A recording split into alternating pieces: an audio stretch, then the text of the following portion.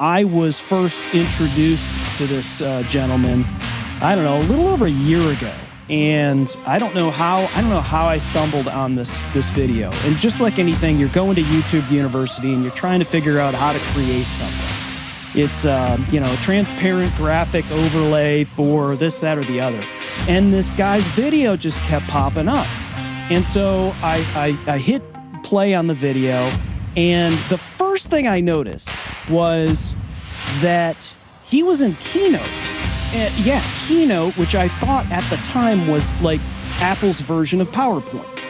And he was actually creating graphics, transparent graphics, overlays, all video, all kinds of stuff in Keynote, which comes with your Mac for nothing.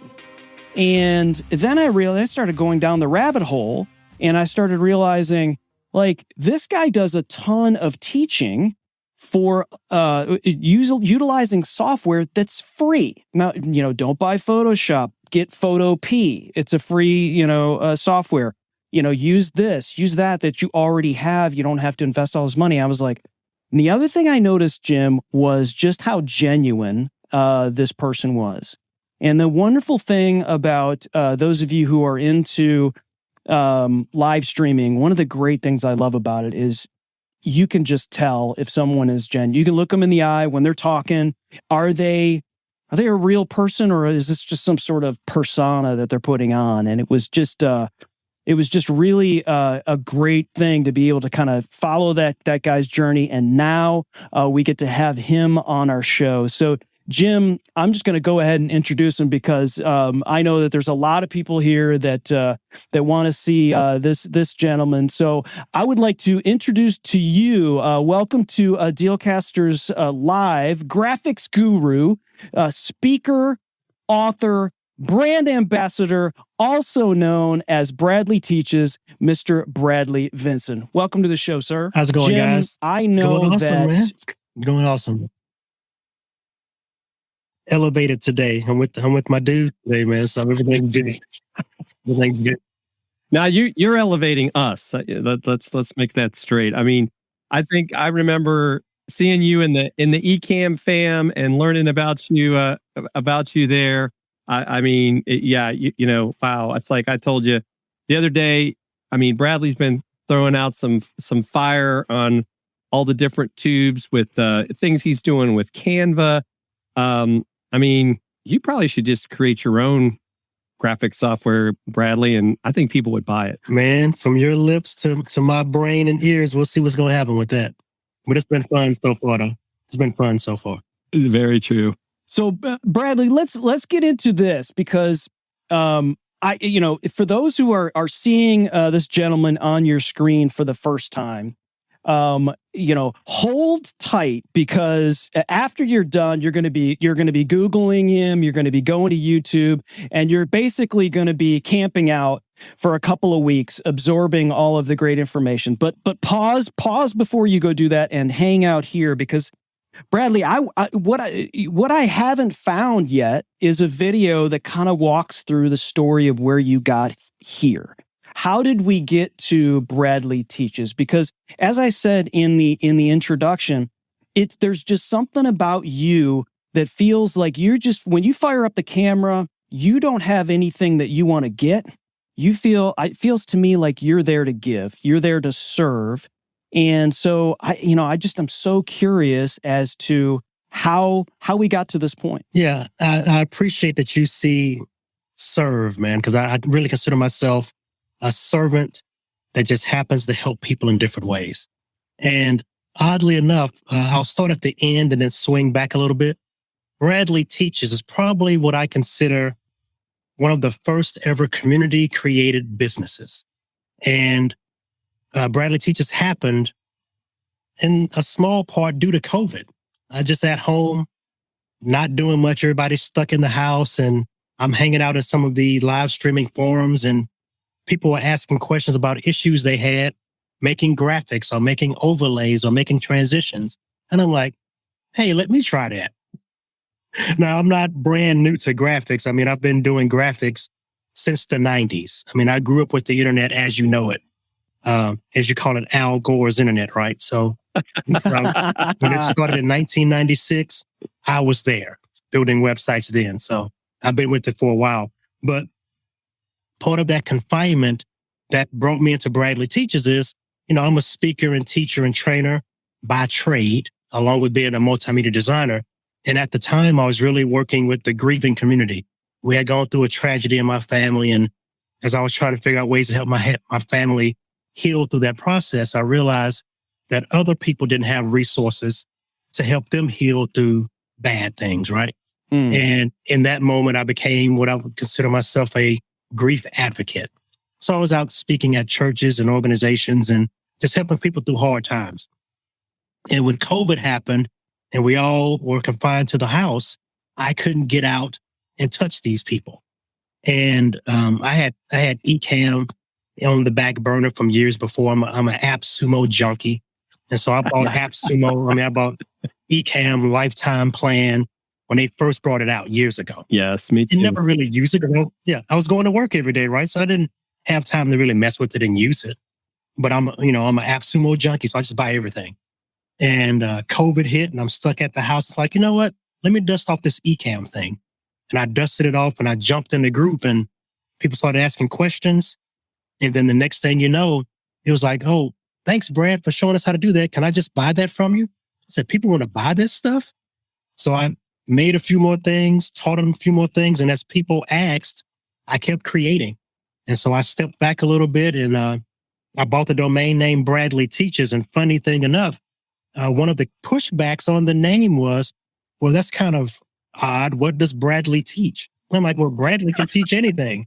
There you go. And so that's kind of been fun too, just kind of dabbling in other things other than graphics.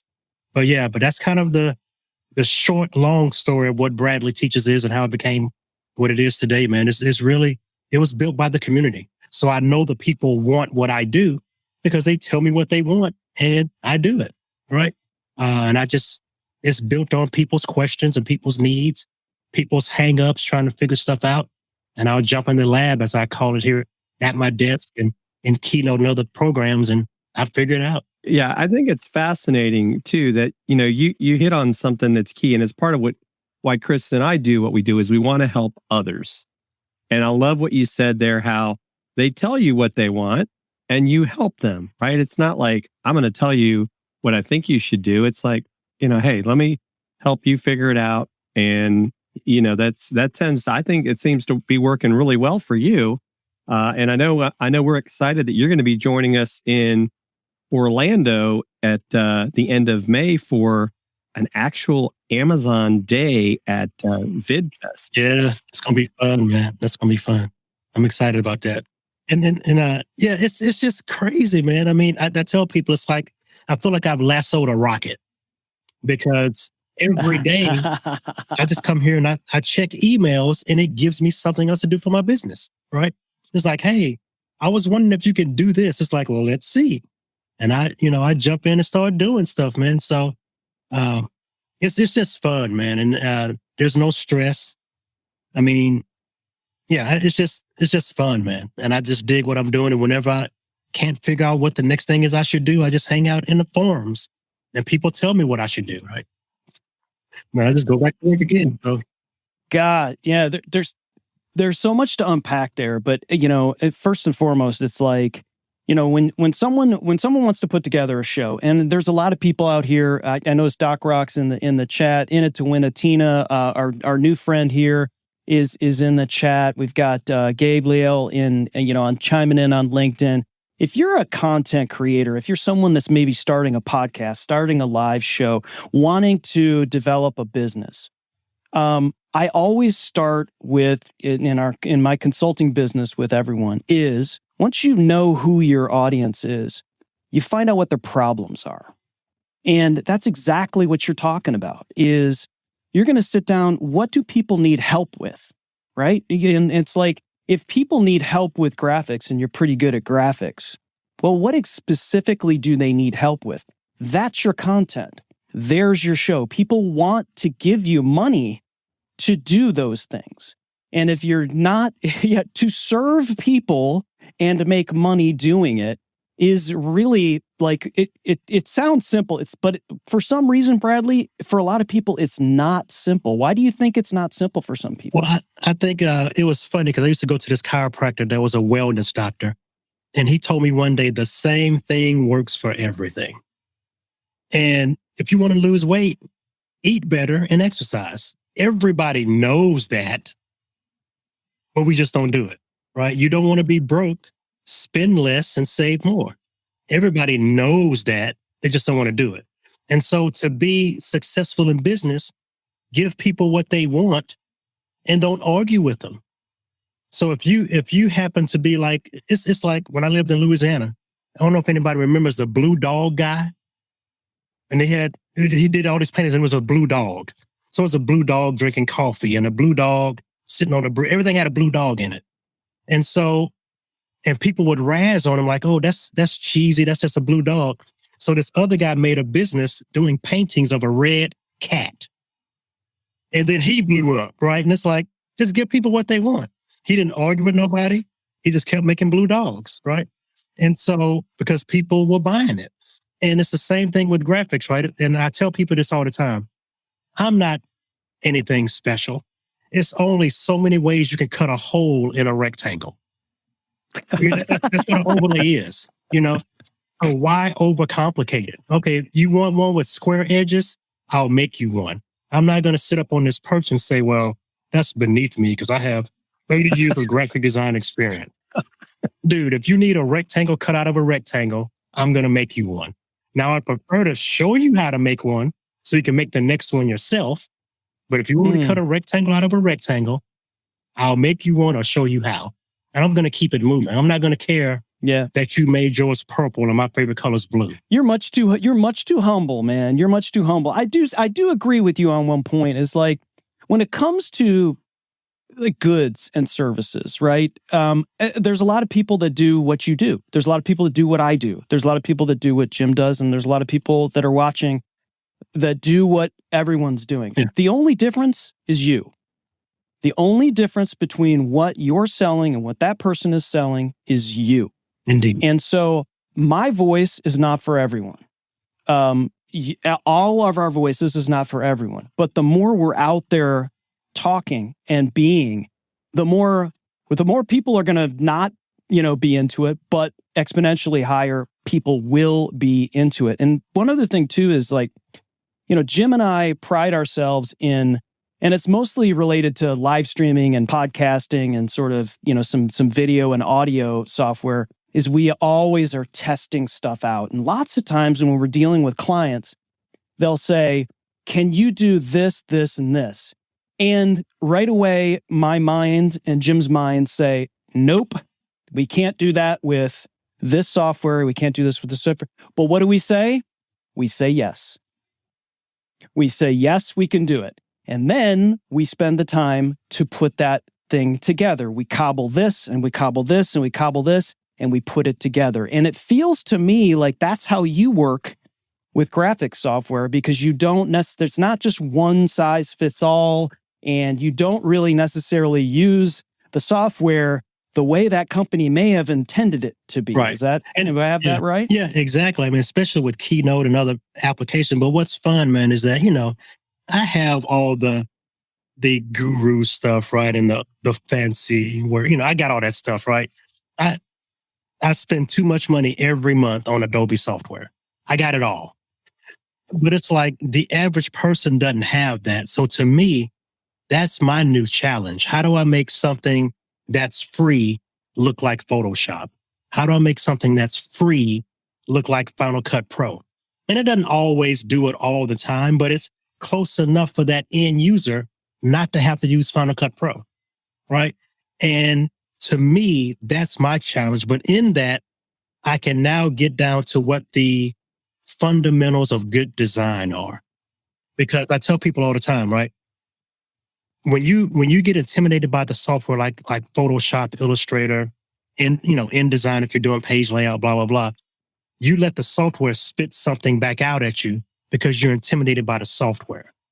To me, every software package is no different than a pen, a pencil, a screwdriver, or a hammer. It's a tool. So I go into it saying, this is what I want this thing to do. How do I make this thing do that? And so if I can give people the creative flow to say, hey, I want this to be in the top right corner and, animate down to the right. How do I make Keynote do that versus, oh, let's just pick move and whatever Keynote spits out is what I'm going to take, right?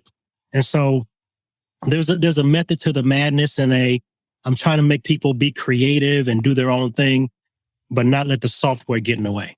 And so that's the fun in it, man. I mean, because I could just, quite frankly, I just go buy a Final Cut Pro template, make it blue for you, and export it. I can do that, but I would prefer to show you how to do that in Keynote.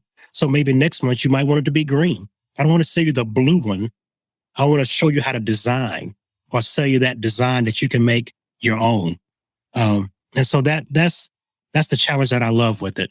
Kind of pushing all that stuff to the side and getting to the core of what's good. It seems like it's that whole, right, teach a man to fish, right? And Exactly. it seems like, and I think we see it all the time because we're in all these different groups and these different live streaming platforms. And it's like everybody always wants hey, can you guys just provide this for me? Or it's not a part of the software, but it's like, you've figured it out. We've figured it out. Like, look, you can do a lot of this stuff you people want if you just take a little time to learn. Yeah. And it's just, it's fascinating because it creates some business opportunities because people are like, well, I'd rather just buy the template than figure it out myself and save whatever amount of money. But, you've done, I mean, I had never thought of using Keynote and I haven't yet, but you definitely have me thinking about it because I see the things you do with it. And it's like, got a Mac, why not? Yeah. And it's fun, man. And when you think about that, some people just would rather buy it. At some level, it hadn't made me pull back on doing tutorials, but sometimes it's like, okay, the work I put into creating this thing, maybe I won't do a tutorial on that, right?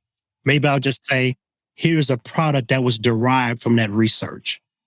And I'm kind of moving into that more now because I don't see anyone as competition, quite frankly, and that's not an arrogance thing, but everybody has their thing, right? Because even right now, my YouTube channel has 3,000 subscribers.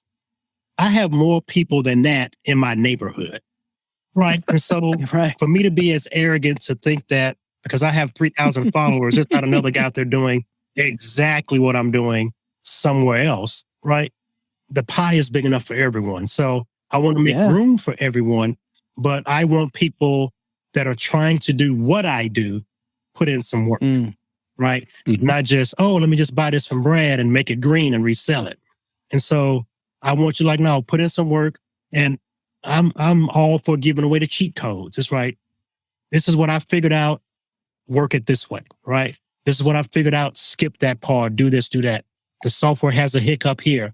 You want to think about this and think about that. So I'm all for giving out the cheat codes, man. It doesn't bother me at all because I have my audience, and whatever that's going to grow into is what it's going to grow into. But I think the way that my business was built keeps me at a level where I'm just not competitive with people because my audience is waiting for me to create something for them to buy. And that's just crazy. They're like, well, when are you coming out with something else? I can't think of nothing else. What did you want? Oh, I love some of these things. So I just make some of those things. And sometimes I'll just give it to them because that person that gave me the idea, why not reward them? I never would have thought of doing that unless you would have asked me. So I just give it to them, right? And then if somebody else happens to buy it, cool. Pays me for my time and I just keep it moving, So it just kind of keeps it going, man. And I don't stress over it. I would love for the business to be bigger at some point, and I believe it'll get there. But I'm still in that, give it away mode, and whatever comes in as cash is all good. Yeah, I think the 80-20 rule, right? I mean, you still have all these people, 80% of them are never going to say, oh, I'm going to do what Bradley's doing. They're going to be, those 80% is like, I'm going to keep paying Bradley because there's other things I would rather do with my time than learn graphic design. I know what I want it to look like. He can do it a lot quicker than I can, all those hours it would take. Because I know Chris spends a lot of time with Final Cut Pro, doing video stuff. I mean, I haven't even scratched the surface on that. You've done the same thing with graphics. It's like, one thing I did learn when I was in the Marines is it's better sometimes to delegate to the person that knows how to do it than try to do it all yourself. Indeed. Well, yeah, and I think a lot of times what you see is, there's a very popular piece of software out there, starts with a C and ends with Anva, and they have some really wonderful designers, and they have some really great templates, and I use it. I'm in there every day, and it's great. But I think what happens a lot of times is people will pull up a template and they just change the words. They might even leave the colors. They don't really add much of anything. They try to put their own photo in there, but it might, kind of looks like they just kind of bolted it on. And so there's some basic design skills that are involved there. But what happens is that because it's such a popular piece of software, you've got a lot of people that are using those templates, and you could just pop open YouTube and start scrolling through thumbnails and see exactly which ones were using it. Yeah. And so I think it's important, and I'd love for you to expound on this, Bradley, is that it's important to take these things, and there's nothing wrong with starting with a template, but it's important to make these things your own for your own brand. Would you agree? Oh, yeah. I mean, exactly, man, because, there's tails, right, with any software package. But when you get to the point where people don't even take the time to change the colors, right, or move that little thing that's vibrating over here, just move it to the other corner. So, you and the other 800 people don't have the thing flash on the right-hand side, right? So it's those kind of things that I've learned to stop looking at, because that, as a designer, that will, irk you. But I tend to believe that my community are a little more savvy and want to be a little bit more creative than that, which also have them coming to me, right, to make templates and things like that. Because quite frankly, I was never a Canva person. I was, back in the day, I was a graphics snob, right? And I remember when Publisher came out. And Microsoft Publisher. Desktop publishing. When that first came out, as a graphic designer, that was the scourge of the industry. But then that has its place, right? It has a place for somebody's secretary or somebody's assistant to do an ad. There's a place for that, right? So when I matured, I was like, hey, I wouldn't be doing that because I don't have the time and I'd be too expensive. Why not do that in-house, right? So Canva's that same kind of thing. But I'm always trying to maximize stuff. So just about a week and a half ago, I finally started using Canva, but then I started making my own templates and started developing new ways to do stuff. Even, instead of like the regular Canva thumbnail template, I've created a whole new way to do it using Canva's built-in frames. But I make my own frames for Canva with this new method that I created, because I'm a researcher too. I'm kind of see how other people are doing stuff. It's like, that's not cool. That's not good. That's not stable. Let Bradley teachers get on it, right? So I jumped in and did that, man. So now the doors are flying open in front of me now as I speak on new and cool things I'm going to be doing with that. So yeah, I was hoping you were going to get to that, because I'm ready to give you some money for that, because you and I have had some side chats about that, because I saw that. I know you've got a Facebook group. I'm not sure if you posted it there, or you and I was like, what? I had that like look when a dog hears a funny noise. I was like, wait a minute, how did you? Yeah. See what? And so then my mind goes like, well, if I had a frame like that was customized for logos, what can that do for my video? Not only my graphics, but my videos as well. And I think a lot of people don't realize I use, I do a lot of video, but a lot of what I do, I create graphics in Canva, Easel, Photoshop, I use all of those to kind of cobble together what I sort of envision for either, our brand or for other brands that I'm working with. And I think when those that are watching and listening right now need to lean into this gentleman, because it's, if you just make that extra effort to think about what the vision of the brand that you are, and set yourself apart and say, you know what, if this doesn't do this for me, find out how, and take a little extra time, because, some people they don't love to work with graphics, Bradley. They're not as into it as us. And that's okay. And it's fun. I mean, it takes all kinds to make the world go around.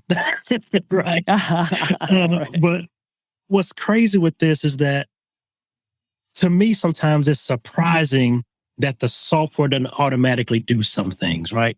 So I'm not a programmer, so I can't get into a programmer's mind per se. But it's like, if you just did this, your software could be boom, right? But sometimes they just get laser focused. But to me, that's even a plus for me, right? Because I'm just out here on the outer edge of their focus, doing something with their software that they never thought they could do with it. And I'm carving my niche now, right? Especially, I mean, think about, like you were saying, the Keynote thing. Nobody's doing video graphics for Keynote. They're making presentations. And so I'm not saying I'm the first person to ever do that, because people were asking, how do you do it with Keynote, right? So I wasn't the first guy to do it. But I think jumping in neck deep into it, I might have been one of those first guys, right? And so the same thing now with Canva, they have great templates and things like that. But my mind was thinking, okay, well, how do I help people not just put a blue rectangle in the corner and make it green? How about if they could put a picture in there? How about if they could put a video in there? And so when I started doing these themes instead that are fully made out of frames, and frames is like this, those that use Canva, frames are like those little boxes or whatever else that you can put other stuff in, right? Versus just a shape or an element. But you could put anything in a frame, right? So now it's like, okay, so now I'll do a thumbnail layout that's not element rectangle pieces. It's instead frames. So now I can put a picture in that circle, or a video in that circle, or a color in that circle, or a background in that circle. Whereas before, all you could put in there is make it a color, right?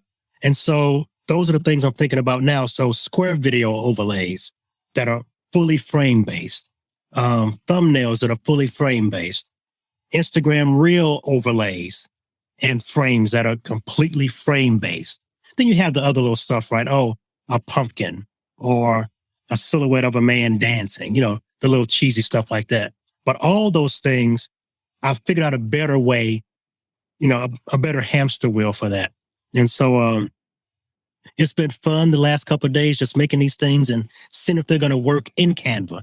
And so far, so good. And I've been giving people little samples here and there, and they're digging them, man. So, I'm about to actually take a break next week because my family's going on vacation. But after that, it's fully into this Canva thing, and we're going to blow the doors off this thing, man. It's going to be nice. Yeah. Yeah, I just, customize logos too. You see this logo that's above my head here, Bradley. I mean, that would look really sweet with one of those Canva things. So I may have to, and you can make it. I may have to jump in. Right? Oh yeah, we can do that, man. That's easy. Like I'm gonna get the course. I'm gonna jump. Or Gumroad or wherever I need to go for that. But we're excited because there is going to be a Amazon Influencer Day at VidFest in Orlando on May 27th. It's a Friday. And Bradley, we're excited that you are going to be speaking there at VidFest. And I know that there was a number of topics that you had submitted to speak on. Have you? Can you give us some sort of kind of what you may be? Is this Canva thing? Are you ready to unveil that, or probably be unveiled before you even you even get down there? So, what's going on at VidFest for you? Yeah, some different things, man. Most of them are going to be kind of how-tos, hands-on, working with podcasters and other video creators, like making the audio file kind of thing with a little jumping audio and stuff like that. How to make that in Canva completely for free, right? How to do square video overlays or vertical video overlays, and enhancing those and working those branding, just in a general sense, right? Like, what are the 5 graphics that everyone needs to brand their videos to their fullest extent, right? Awesome. So just different things like that. And then just general kind of like panelist type things, right? Like, being successful on Amazon with something other than just a straight sales broadcast, right? Because I do art shows for my Amazon Live. So we do Procreate and iPad and stuff like that. Or I'll do games. So things that my family and I like to do. I used to do camping. And so I'm not really stuck on a particular thing with Amazon Live. Yeah. But I love making videos, man. And, kind of going all the way back to the grief content really quick. I tell people all the time when you're in this world, the longer you wait to put something out, the longer you wait to make content, somebody could be out there suffering because it's content that only you can provide that can meet a need for someone that you're not creating because of, perfection, procrastination, or I can't get the blue just right, or, I got to get another polo shirt with a look. No, just get it out there. And so if anything, it's kind of encouraging people and helping them to know that everything is beta. Get it out. You can always redo it later, but get that content out and try to make that curve as straight as possible from, I have some content to going live. I think if anything, that's one of the biggest things for me. So any of those topics, all those topics, man, I'm there for it, man. I'm just there ready to hang out and serve people and get some more content out in the interwebs, man. You see what I'm saying? Like total genuine human being right here. I can listen to this all day. And, like you talk about, obviously the graphics that you have are, some of the highest level type stuff that I've seen in terms of what you can use for your live stream. But like, I think your mindset is similar to ours. And I there's this acronym that Craig Rochelle uses, and it's called GETMO, and it stands for good enough to move on. And, Bradley Vinson didn't get to this point in his graphics journey like that. I mean, it took mistakes, it took failures, and it took learning from those failures, and it took another rep and another rep and another rep and another rep to get where we're at with that mindset of servitude. Man, it's inspiring, man. And this is just killer stuff. And hopefully this platform, whether it's Amazon or whether it's all the other platforms that you're on, I'm so glad you had your entire city subscribe to you on YouTube, by the way. Yeah. Jim and I haven't even gotten our street. So, Yeah. It's been good, man. I have a small but very committed audience, and I never minimize that, man. Well, that reminds me, that goes back to what Pat Flynn talks about, right? You want those super fans. It doesn't matter if you got 50,000 followers and they don't engage with you. I'd rather have, 50 that care than 10,000 that don't. And I mean, I know you definitely got it. I mean, I know Chris and I are, we're fanboys, right? Can we say that, Chris, on Amazon? Are we allowed to say that? Mutual. Sure. It's mutual. Yeah. It's mutual. Yeah, I love you guys, man. I mean, because I gravitate to people that serve, no matter what they do. If you're trying to help improve someone else's life or trying to empower somebody, because it's so funny, man. Even when I do my speaking engagements, I'll teach people how to do finances. And it's like, you know what? Everybody raise your right hand. And I deputize the audience. And it's like, the stuff I have taught you today, you are now free and obligated to go teach somebody else. Because you're going to be touching somebody I will never see. So how dare I hold this content and say, don't use it. Don't give your friend this overlay you bought from. I don't care, man. All this stuff, just you're gonna be dealing with people in your life that I would never meet. And just knowing that this little overlay you gave a friend that couldn't buy it, and it turned their whole world around because it was a rectangle cut out of a rectangle. How dare I say, don't help your friends with that stuff. It's like that those things don't matter, man. It's just how you impact people's lives. So, and I always lean into people that are doing similar. And so, so you guys are high on my list, man. I appreciate you guys for what you do. Yeah, man. Rectangle out of a rectangle. I think that needs to be like on your business card. Right? Yeah. Do people have business cards now? But that's a whole nother story. Bradley, you talked about websites. Mm-hmm. So do you still do websites, or you kind of like us at some point, you're like, you know what? I don't want to do this anymore. Yeah, I don't really do them anymore. It depends on the project, quite frankly. Because I'm at that part of my life, professionally and personally, where my time is very valuable, and I don't do a lot of grind kind of work anymore. And websites can be a grind. And I think the person that I will be dealing with needs more than what I'm willing to put into that. So it's just more so, what kind of time is it going to take? What kind of client are you going to be, right? Are you going to be like I got to hold your hand and you want to call me at 10 o'clock at night? I'm not built for that anymore. Right. I'm just being honest with people. So I'll turn stuff down. I mean, but so-and-so has a battered women's shelter, right? And they can't find anybody. So even if I can't do it, maybe I can find them a designer, right, or help them be educated enough when they find that person that they don't get hoodwinked or whatever else. Yes. And so I still do those kind of things, but just hands-on, I'm going to do your website for you. That's way far between right now. We've got a few, I know we have a few Amazon creators in the chat, and I know we've got some people over on LinkedIn. And so I think some of it, like maybe they're creating some thumbnails or doing shoppable videos, maybe some ideas there that can help them do something impactful. Yeah. I mean, and even if it's not showing you how to make a graphic, not that I'm avoiding showing you how to make a graphic, but just kind of static things that you can do for sure. The number one thing you can do right off the bat is do some kind of simple branding for yourself, whether it's an icon or a word or something that's always on the screen to identify yourself, always. And because I do a lot of tutorial videos right now, I don't put a lot of graphics on my screen right now other than what I call my Bradley bubble that pops up when I'm doing my tutorials. But as you see here behind me, I have permanent branding, right? That's back there mounted on my wall. And you can't clip out any 5-second portion of my video and not see my branding. So you have to be at that level with your branding, and it can be simple. Don't take all day on it. The two easiest colors to use are black and white.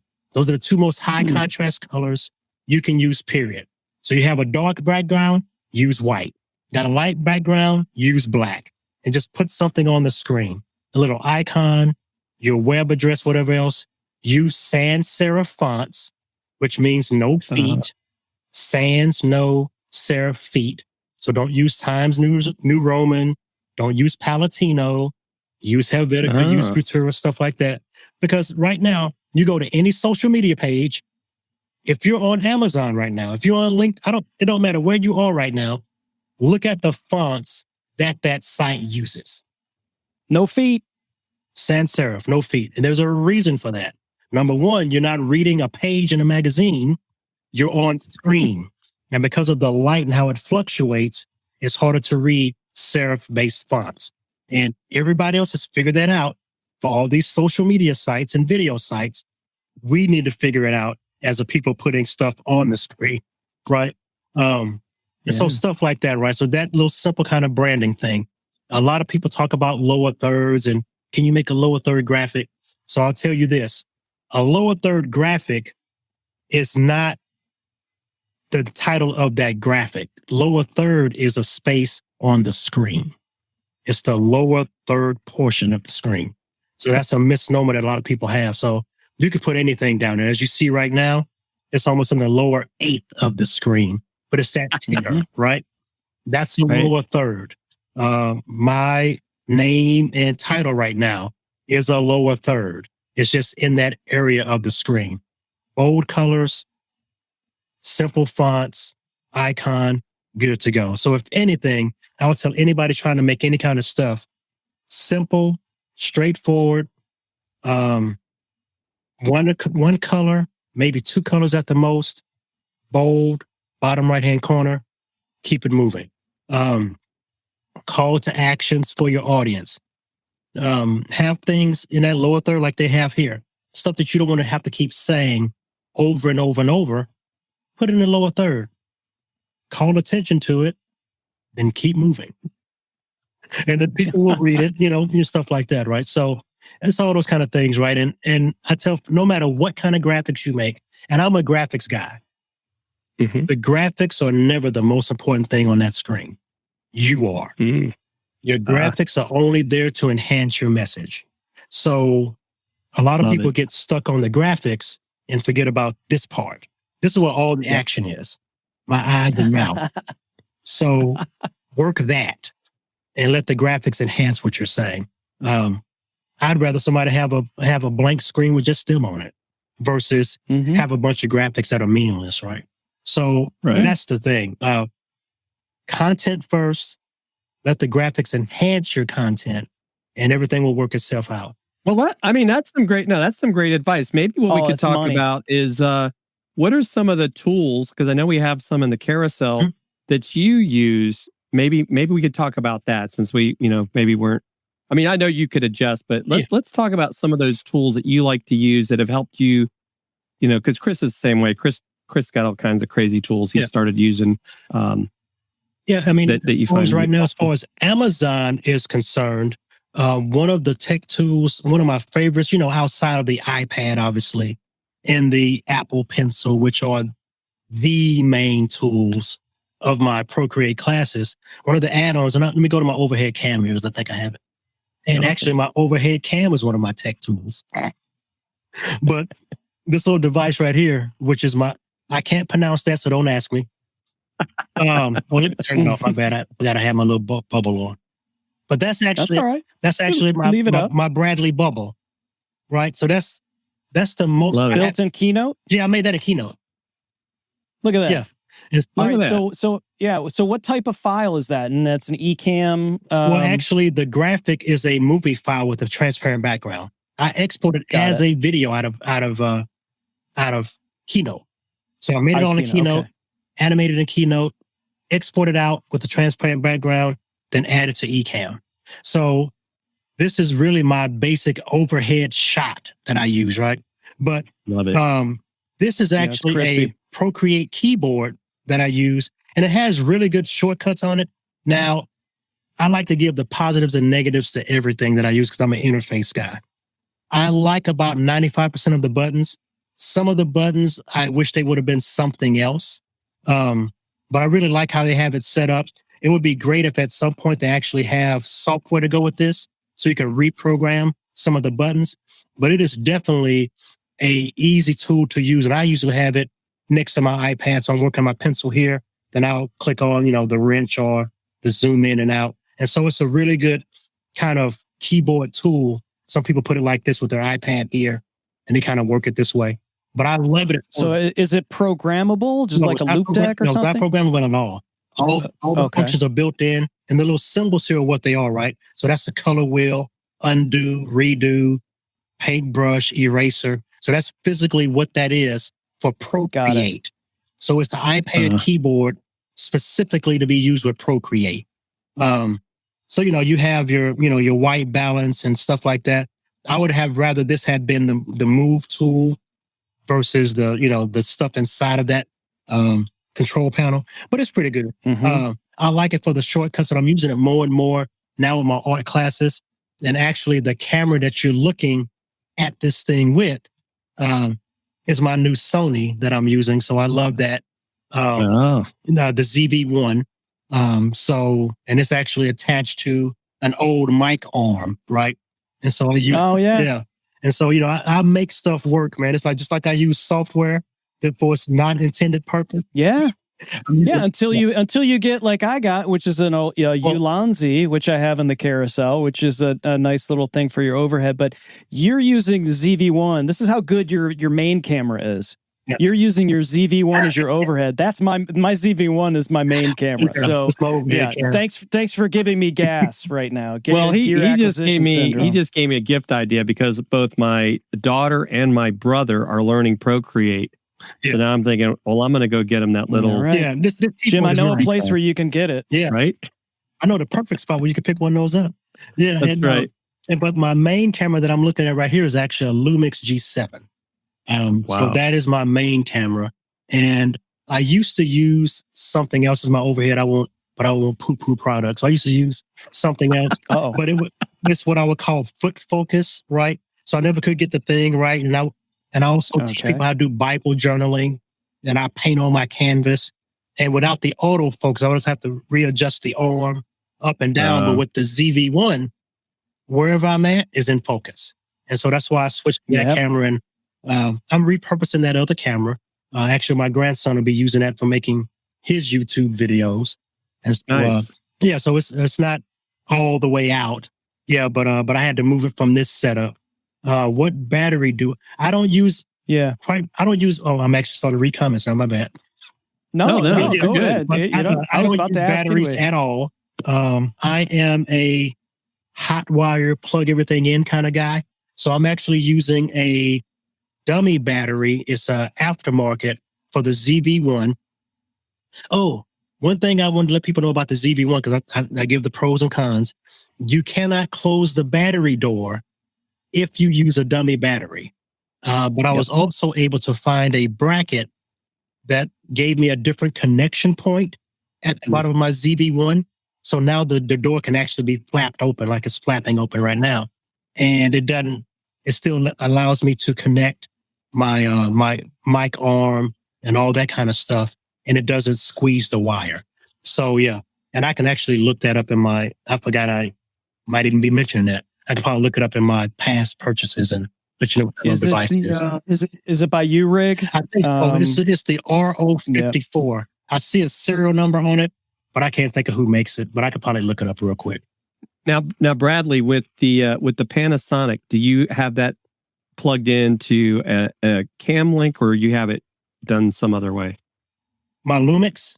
Yes. Yeah. The Lumix is through a cam link that I'm running into pluggable. I have a pluggable multi-tap. My ZV-1 is hot wired directly into my iMac from USB to USB-C. Right. So that's how I'm using that one. So you're not using a docking station. That's straight into the computer into one of those. Pluggable is a docking station. Oh, I got you. Okay. Yeah. Okay. I'm using a display link, and it has those connections on it. But my Sony is directly into my Mac. So one is in a dock, one is not.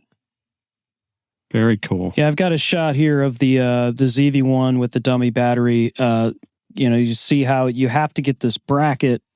This is by U-Rig that fits a ZV-1, and then you get that's the exact one I have. That's it. Yep. And then the dummy battery goes in there, and the reason why for those that are it's one of the things that the ZV-1, which is available, the E10 is not, unfortunately, is that that's one of the things that they changed when they came out with the E10. But I mean, a dummy battery's relatively inexpensive, and you could just plug it in, and you don't want to run down your battery and have it, I'm like you, Bradley. It's like, I don't want to, like, you never know when the live stream is going to go down because a battery goes out, or a podcast, or whatever that you're doing. You want to be in control of that as much as you have power. And I guess you can even do that, right? Do you do like a backup generator or anything in your house? Nah, I don't do that. I use power strips that have surge protectors on them. But yeah, to me, man, if the power goes out, I'm not meant to be online that day. It's like, I'm not stressing it, man.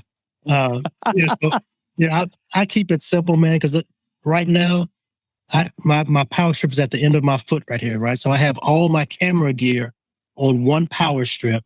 Then I have my computer and stuff on another power strip. Mm-hmm.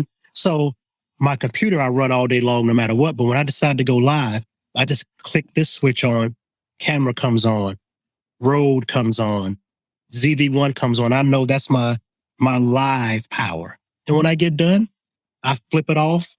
My ring light goes off, cameras go off, and my field monitor goes off, and I'm back just working at my computer. And so I try to. Are you saying you're not gonna control anything with voice activation? With that the woman that starts with A? We're here on Amazon. No, I'm simple, man. It's like I don't do much. I don't do a bunch of wireless stuff. I want everything plugged in if I can. What about your sound? What's your sound setup? How do you? I'm using a Rodecaster Pro, and I'm using the Shure SM7B.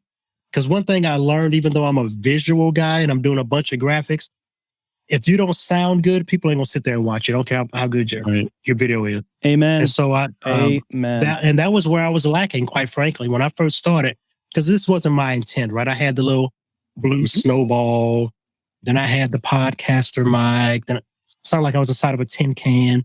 And one, somebody that's a very good friend of mine, he said, "Hey man, I love your videos."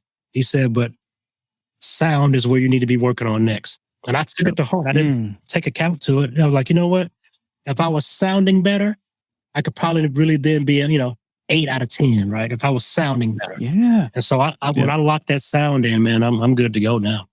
So that's awesome. Now, I think it's the absolute most important thing is sound, without a doubt. When you switch those cameras, you use a Stream Deck?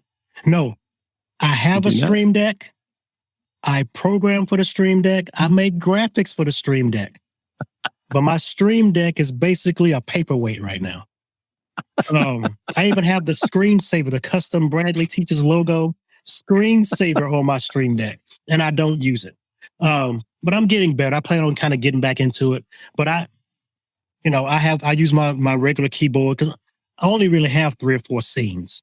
Because like I said, I'm teaching. So it's me on screen, me with a shared screen of Keynote, or me and overhead. That's kind of my 3 looks in general. And sometimes I'll combine the overhead shot with the screen share shot. Right. But I have those, 4 scenes maybe? Yeah, so it's not that big a deal for you to just click the switch, right? Yeah. That makes sense. And I set up everything beforehand. Now, if it's anything, I'm a setup or whatever you want to call that person, right? I get everything set up, make all my graphics 2 days ahead, do a dry run of the show in my head before I do it. Even when I do recorded tutorials, I do dry run tutorials before I record my tutorial.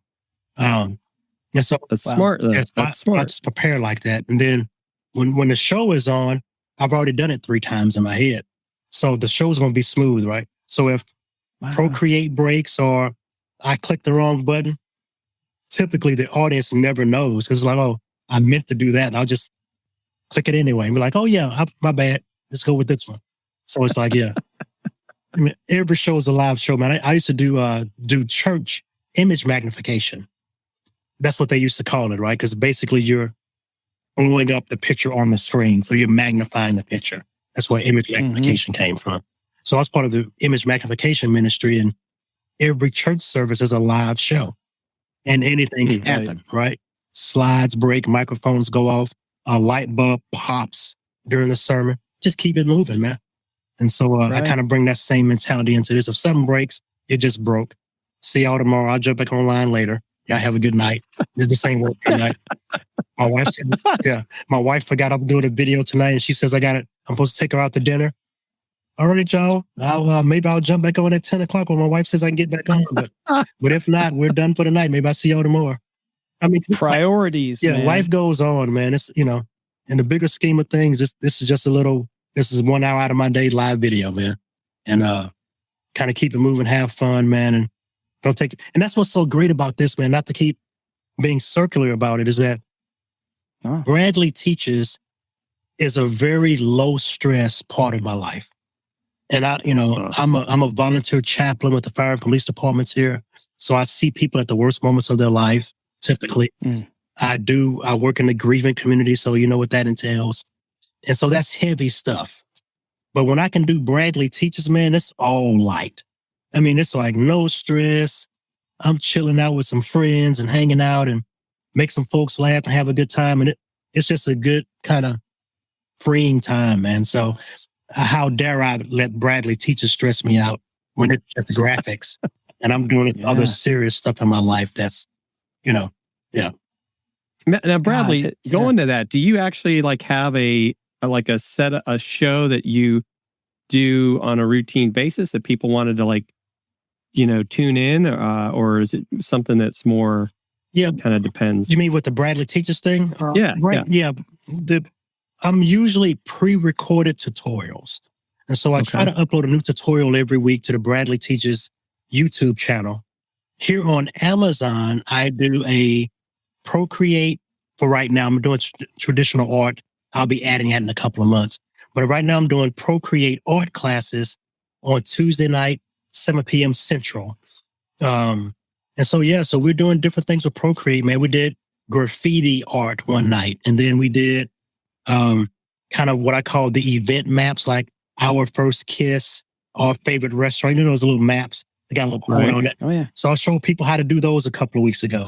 And last week, I forgot what we did last week. But tomorrow, we're going to be doing kind of cut paper designs. Oh, yeah. Last week, we did mandalas, right? And so we're just doing like different cool stuff for Procreate for non-artists, non-designers. I want everybody to have fun with it, right? And if you are a full, legitimate artist, you can still have some fun with that too. But I'm not trying to show people how to do the right shape of an eyeball and, put texture on a peach. I'm not, whatever. Let's make a cool map about your favorite restaurant, And so we're just kind of having a good time and letting people not have their iPad be a paperweight, right? Do some cool stuff with it. So I'm doing those on Tuesday nights at 7 p.m. here on Amazon. And I'm going to start doing traditional art in a couple of months with, watercolors. And I do Bible journaling, showing people how to kind of dive into scripture and do art around their Bible. So all kinds of just cool, crafty, creative stuff like that. And so, yeah, that is a weekly show now that I do on Amazon. So, yeah, I sell some stuff, but it's mostly helping people be creative. They're helping to buy some stuff. That's cool too. So. And so where does Bradley hang out on when you're online? I mean, other than like when you do your YouTube. Wow. Probably in Ecamm group, just kind of general live streamers groups, because there's a lot of live streaming software companies, and I'm kind of in all of their groups, kind of just doing stuff. I'm kind of starting to hang out in the Canva groups now. I go to Clubhouse every now and then with another good friend of ours, Monty Weaver. Yeah. Yeah. So whenever he jumps into Clubhouse, I jump in with him. We talk about branding and graphics and stuff like that. And yeah, man, I'm just I don't really hang out on social media without a purpose. Right. So yeah, but I jump in and I do some of my grief work on not LinkedIn, but on Instagram.